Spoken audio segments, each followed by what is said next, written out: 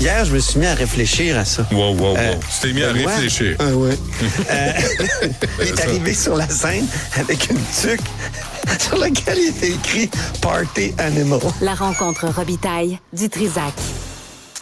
Antoine, bonjour. Bonjour, Benoît. Bon, le conflit israélo-palestinien, évidemment, a été importé ici au Québec. Et là, des coups de feu sur des écoles, des bagarres à l'Université de Concordia, des insultes, des menaces.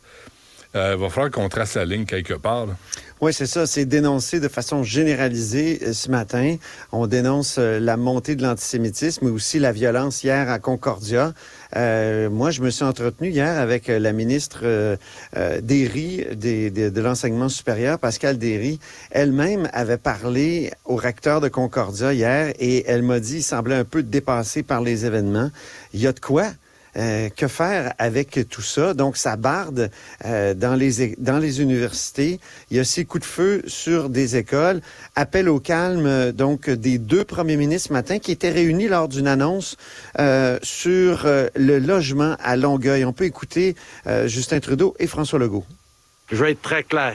Nous condamnons cette violence antisémite dans les termes les plus forts. Cette haine n'a pas sa place. Pas ici à Montréal, pas nulle part au Québec, pas nulle part au Canada. On ne veut pas de haine et de violence au Québec. Puis on ne tolérera pas ça. Il faut, à un moment donné, ici, être capable de se parler calmement. Donc, je fais un appel au calme à tous les Québécois et Québécoises. Excuse-moi, Antoine, penses-tu vraiment, quand tu es un crinqué, là, penses-tu vraiment que ces messages-là, je dirais même mollassons, va faire changer le comportement de ces crinqués-là? Ben, c'est mieux qu'aucun message du tout. Ben non, tu compares à pire. C'est ça. Mais il n'y a pas d'expulsion prévue là, pour les étudiants qui ont provoqué, qui ont frappé les gardiens de sécurité. Toi, je suis désolé, mais tu n'as plus le privilège de venir à l'Université de Concordia. Va te trouver des études ailleurs. Oui, il faudrait être un peu français des fois. Tu sais, en France, là, ils niaisent pas avec ça souvent. Et en tout cas, on a eu des échos de certaines décisions extrêmement tranchées, comme tu le dis, des expulsions, des gens qui veulent faire du grabuge comme ça. Puis, j'espère aussi qu'on va trouver les crinqués qui ont tiré sur des écoles juives. Là, ça n'a aucun maudit bon sens. D'ailleurs, je t'invite à écouter le ministre de l'Éducation, Bernard Drinville, à ce sujet. OK. Alors, écoutez, on vient de s'entretenir avec des représentants de la communauté juive. Évidemment, moi, honnêtement, je suis très inquiet. Quand on commence à tirer sur des écoles, c'est grave. On n'est pas le Québec, ça, là. On tire pas sur les écoles au Québec, là. C'est une forme de terrorisme, ça, là. Quand tu commences à tirer sur des écoles, là. Alors, on veut pas céder à ça. Mais en même temps, il faut s'assurer que nos écoles soient sécuritaires. La direction de ces écoles-là, la communauté a décidé de les maintenir ouvertes parce qu'elle les juge sécuritaires, après avoir augmenté les mesures de sécurité. Alors, on lui fait confiance. Forme de terrorisme, au moins, il l'a dit. C'est bon, c'est bravo. Oui. Mais quelles sont les conséquences? Quelles seront les conséquences? Oui. C'est ça le problème. Il n'y en a pas de conséquences. Oui, puis j'ai pas eu le temps de sortir l'extrait de François Bonnardel qui s'est contenté de dire « Je demande à tout le monde de rester calme ». Ça s'est arrêté à lui de dire « Nos policiers là, doivent justement faire en sorte qu'il y ait des conséquences ». Ouais, il y aura des accusations, puis vous n'allez pas vous en sortir facilement. Et là, fais partir des ballons, puis des pigeons, puis des nounours, puis allume une chandelle tant qu'il y a. Là, j'ai eu quelque chose tout à l'heure. Là, j'ai pas eu le temps de vérifier tout ça, mais c'est vraiment quelqu'un de confiance qui m'a envoyé ça. Ça vient de l'Université du Québec à Montréal. Message du recteur Stéphane Pallage qui dit depuis quelques jours, des tracts haineux sont apparus entre nos murs. Ils ciblent les membres de notre communauté qui portent un nom juif. Ils me ciblent aussi. Donc, le recteur de l'Université de l'UQAM, là, dit dans un message à la communauté uqamienne qu'il est ciblé par des tracts haineux. C'est grave, là. Donc, c'est dans toutes les universités. Il faut veiller au grain. Puis si vous avez des informations de ce type-là, ben il faut nous informer parce que plus on va faire sortir ça, peut-être que, justement, les policiers de François Bonnardel vont se rendre à un moment donné puis vont vont peut-être qu'on poser des allume. gestes. Tu sais. Peut-être qu'on allume. Peut-être que le ministre de la Sécurité publique devrait dire autre chose qu'il faut se calmer. Tu penses-tu? Même la mairesse, là, c'est inacceptable. Ben, c'est inacceptable. Hey, ils vont-tu trouver un autre mot, Benoît? Inacceptable. Y a-tu moyen d'articuler une pensée sans ce maudit mot-là? Il y a autre chose dans la vie que inacceptable. Mais une fois que c'est dit, là, ça change quoi? Ben oui, c'est ça, on l'accepte pas. Ben oui, on l'accepte. Évidemment, tirer sur une école, c'est inacceptable. Ben oui. La claque sa gueule, tu m'as donné, Antoine, c'est inacceptable. OK? C'est ça. Je vais t'en donner une autre, mais encore lisse, moi. La Shoah, c'est inacceptable. C'est inacceptable. Mais non, là, arrêtez, là.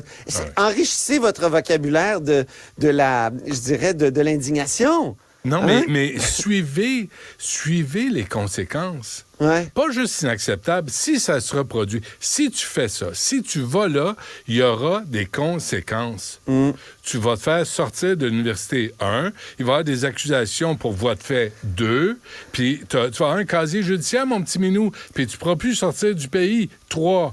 Je tiens à souligner que ça se faisait en marge, la déclaration de Legault et de Trudeau, là, c'était en marge d'une annonce sur le logement. Donc, au moins, il y a à quelque part de l'harmonie chez nous, parce que vraiment, François Legault puis Justin Trudeau étaient ravis de se retrouver ensemble. Tu sais, ce type d'annonces qui ont eu lieu à plusieurs reprises récemment. François, Justin, ben oui, t'es mon pote. Ben oui. Et je trouve que Justin Trudeau, tu sais, qui était une annonce sur le logement à Longueuil, ça veut dire vraiment qu'il essaye de faire des gains au Québec, de raffermir. C'est ici que son vote tient encore partout au Canada. Est-ce que François Legault, très heureux aussi de souligner qu'il a réussi à avoir les 900 millions du fédéral sans condition, donc devant M. Trudeau. Donc c'est intéressant ce qui s'est passé ce matin. Évidemment, c'est un peu occulté par tout le reste. Est-ce que Mme Fournier, la mairesse de Longueuil, s'est engagée à raccourcir les délais d'émission de permis de construction, comme on connaît à Québec et comme on connaît à Montréal? Est-ce qu'à Longueuil, c'est pareil? Est-ce que ça prend des mois, des années avant d'avoir un permis de construction? J'ai pas pu tout écouter la conférence de presse, malheureusement, parce que mon deuxième sujet m'a beaucoup occupé ce matin. Mais je te promets de poser la question à Catherine Fournier. Parfait. Justement, le deuxième sujet, ce matin, là, je me disais, moi, je veux comprendre ce qui se passe. Oui. C'est quoi la vision à long terme? Je t'ai entendu. C'était bien intéressant. J'étais tellement d'accord avec toi. Il n'y a pas de vision du transport dans ce gouvernement-là. C'est un gouvernement de poule sans tête. C'est épouvantable, là, ce qu'on est en train de faire. C'est 500 millions aux poubelles, là. C'est le désarroi à la Ville de Québec parce que c'est pas comme le troisième lien, là, le tramway, là. Il y a des choses qui sont en train d'être faites.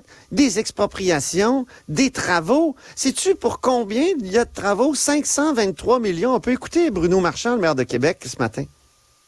Maintenant, là, nous autres, on va vous dire tout ce que ça entraîne, cette décision-là, puis vous allez devoir prendre des décisions. Maintenant, vous êtes porteur du ballon. Ça veut dire que vous allez devoir nous dire comment on fait la suite. Présentement, à Québec, il y a des travaux. Ce matin, là, aux approvisionnements de la ville, là, le téléphone, là, il a fait exploser. Tellement tout le monde appelait. Qu'est-ce qu'on fait? On continue pas? Qu'est-ce qui arrive? Qu'est-ce qui arrive avec les nouveaux appels d'offres, les travaux prévus l'été prochain, les RTU qu'on devait faire, ceux qui sont déjà entamés? Qu'est-ce qui arrive avec certains éléments, le déboisement qui est commencé? Qu'est-ce qui arrive avec le bureau de projet? Qu'est-ce qui arrive avec les salaires? Qu'est-ce qui arrive avec les expropriations? C'est des questions auxquelles le gouvernement n'avait pas de réponse hier.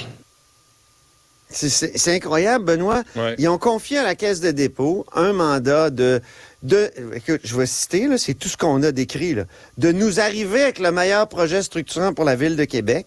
Ce matin, on parle à Jonathan Julien dans le couloir, qui est le ministre de la Capitale. Lui, il dit, oui, ça peut aussi être bon pour la Rive-Sud, ça, là. Donc, on va demander à la Caisse de dépôt de réfléchir. La Caisse de dépôt? Comment ça, la Caisse de dépôt? Non, c'est pas le bon intervenant. Écoute, dans le REM de l'Est, là, ils ont découvert que c'était pas rentable. Que pour que ce soit rentable, fallait gâcher la ville, le centre-ville avec des pylônes. C'est incroyable. C'est pas le bon intervenant. Ils se sont penchés sur des projets à Longueuil et à Laval. Ils ont conclu que c'était pas rentable. Ça veut dire qu'on va perdre 6 mois pour nous faire dire probablement, très probablement, que ça peut pas être rentable, Mais les depuis projets quand, ici. Antoine, Comme si on se penchait sur les autoroutes en se demandant, c'est-tu rentable? Mais depuis quand le transport collectif doit être rentable? Ben c'est ça, c'est un quoi cette service. affaire-là? C'est un service qui amortit des frais sur toute la ligne. Puis c'est une rentabilité un peu fictive, là, dans le cas du REM, ici à Montréal, qui est souvent en panne, là. Bon, ça va peut-être rentrer dans l'ordre. Il y a 8 milliards, le REM. Plus 1 milliard. C'est Francis Weig, dans la presse, qui avait fait le calcul en septembre dernier. Mais pour arriver à des redevances de 8 là, à la caisse, il faut subventionner. Il faut que les villes subventionnent, puis le gouvernement du Québec, je pense que c'est 72 cents qu'on m'a dit par passager. Donc, c'est une rentabilité un peu fictive. En tout cas, j'en reviens pas. Puis il y a un coût à la décision, tu sais, pour ce gouvernement-là qui dit qu'il est préoccupé par les coûts. Mais la tergiversation depuis 2018 a coûté énormément cher. C'est ça qui a fait exploser, finalement, le coût, les coûts de ce beau projet-là. Oui, qui est très, très cher. On aurait pu, comme Bruno Marchand le proposait, en faire au moins un bout si ça coûte vraiment trop cher puis qu'on n'a vraiment plus les moyens. Mais c'est un investissement à très long terme aussi, un tramway. Moi, je suis allé à Edmonton il y a 2 semaines, là. Et tout est en place pour le train léger urbain. C'est pas tout à fait un métro, mais c'est un genre de métro. Écoute, eux autres, tu sais, on n'est pas là, je veux dire, au Danemark. On est à Edmonton, en Alberta, là.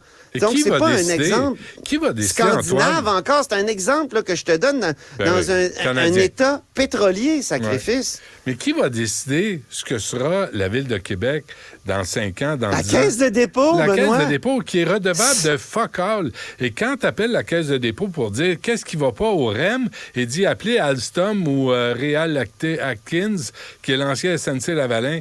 Puis là, moi, j'en reviens pas, Benoît. J'ai écrit à 4 cabinets ce matin. 4 cabinets. Capitale nationale, économie, transport, puis le cabinet du premier ministre. Je leur ai demandé, j'aimerais ça voir le mandat, le texte écrit du mandat, là, à la caisse. Avez-vous ça? J'ai pas eu de réponse. 0.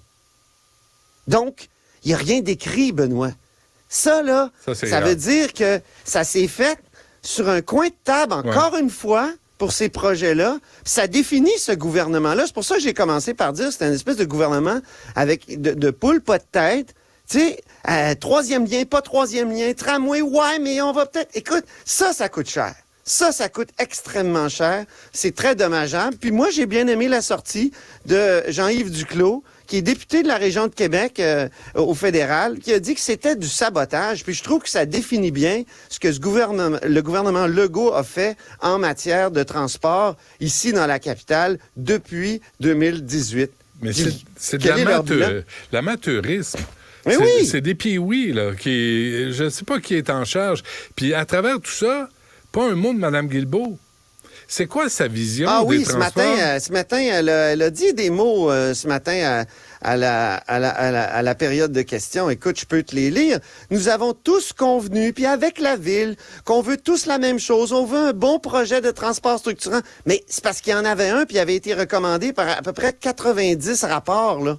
Puis comme l'a bien souligné Étienne Grandmont de Québec solidaire, il y a 2 rapports, je les montre, on fait aussi un peu de la télé. Donc, 2 rapports qui ont été commandés par le gouvernement Legault pour savoir si c'était le bon mode de transport.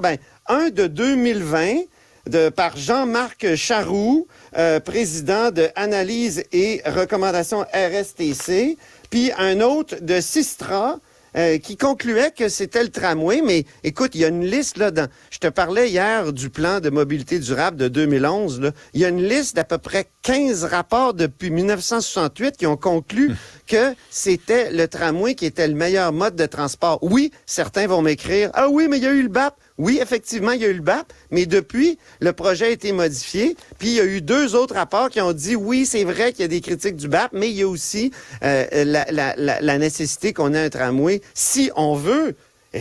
Si on veut continuer comme on est là, c'est correct. Tout le monde va être tout seul dans sa voiture. On pourra plus circuler nulle part. Puis à un moment donné, on va dire, il faut élargir les routes. Ça va coûter encore des millions. Puis tout le monde va être encore va encore congestionner ces nouvelles routes-là bien élargies, comme Henri IV à Québec, comme le Bourgneuf, les deux décisions là, du gouvernement de Philippe Couillard, qui a bien des mérites en matière de transport en commun, remarque, là, mais c'est incroyable. Le REM, en 2016, là, on avait évalué à 5,5 milliards. Là, on est rendu à 8 milliards, puis on a juste 17 km sur 67 de fait. Oui. T'sais? Puis là, il reste des stations à ouvrir, puis c'est pas fini. Puis là, la Caisse de dépôt est redevable et responsable de rien pantoute. Mais à l'époque, je me souviens de la journée de l'annonce, toi et moi, on s'était dit, enfin, on fait quelque chose. Ouais. Puis c'est difficile de faire quelque chose à notre époque. Puis il faut pas se comparer avec Jean Drapeau. Jean Drapeau, il était omnipotent. Hein? Est-ce qu'il y avait un BAP? Est-ce qu'il y avait des questions de, je sais pas moi, de territoires autochtones? Il y en a, là, des affaires des territoires autochtones ici. Est-ce qu'il y avait... Il y avait pas ça. Je veux pas dire qu'il faut se foutre... Tu sais, en passant, là, Jean Drapeau, là, il a fait faire l'île Sainte-Hélène et il a jeté tous les déchets toxiques dans le technoparc, là où passe l'autoroute Bonaventure. Ah non, c'est épouvantable. C'est pour ça qu'on s'est donné toutes sortes de contre-pouvoirs. Mais tu sais, quand tu vois un projet qui a passé une bonne partie de ces contre-pouvoirs-là, comme le tramway de Québec, qui finit dans le dallo, comme l'a dit Claude Villeneuve, le chef de l'opposition ici à Québec, c'est décourageant. OK, j'ai besoin de précision. Là. Moi, il y a des... Claude Villeneuve, là, il est du parti de l'opposition. Est-ce qu'il est d'accord, je comprends bien, avec le tramway? Il est d'accord, mais il a mis des doutes récemment parce que comme tout politicien, tu sais, quand il y a un projet qui commence à flancher puis qui n'a pas vraiment l'acceptabilité, il a émis des doutes. Ah oui, évidemment. Tu sais, c'est vrai que, bon, un politicien, ça doit se faire le relais de certaines insatisfactions. Je peux comprendre, mais c'est comme le Parti québécois, tu sais, qui s'est fait élire dans Jean Talon en réclamant la transparence sur le tramway, alors qu'il savait très bien que il l'aurait quelques jours après l'élection. Tu sais, il demandait ça avant l'élection de Jean Talon.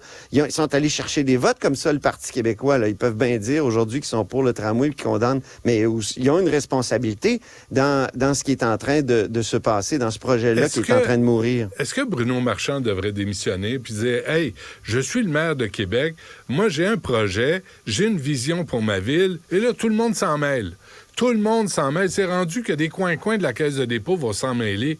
Ben fuck off. Moi, je m'en vais. Je vais aller faire autre chose dans la vie parce que c'est du niaisage. Je suis sûr que ça y a passé par l'esprit hier soir. J'en suis certain. On le voyait dans son visage. Mais, tu sais, parfois en politique, c'est bon aussi de tenir tête, de tenir bon.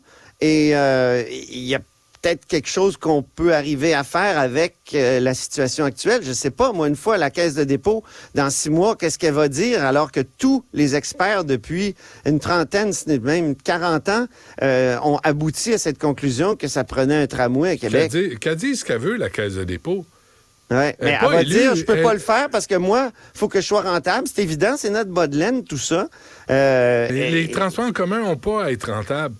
C'est un investissement pour développer des villes. Est-ce que les routes sont rentables? Est-ce que c'est rentable d'avoir élargi Henri IV à 300 millions alors que c'est déjà congestionné?